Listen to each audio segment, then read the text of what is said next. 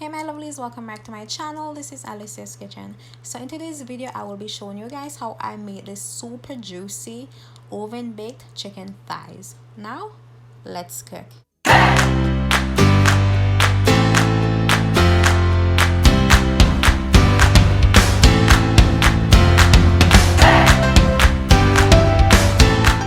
So guys, here I have my chicken thighs. I already went ahead and I washed it with vinegar.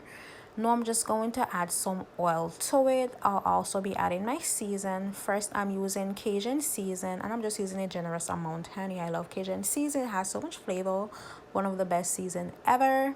So yeah, just go ahead and add a generous amount of Cajun season, guys. Next I'm using Old Bay season, another one of my favorites. My all-purpose season. You guys already know that I add this in every single thing. This one is just everything. It's a complete season. So I'm just mixing that. Oh guys, I also add garlic and onion powder to that. Just amazing flavor. These are just amazing flavor, guys. So yeah, now I'm gonna let it marinate for an hour, and after I'm gonna be baking it on a sheet pan lined with foil.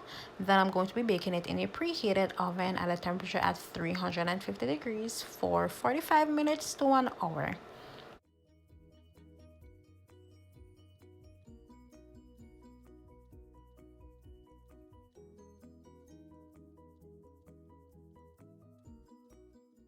So guys, after an hour, here we have our chicken thighs, and if you guys aren't sure if the thighs are fully cooked, just go ahead and use a meat thermometer. The internal temperature should reach a temperature at 165 degrees Fahrenheit, no less.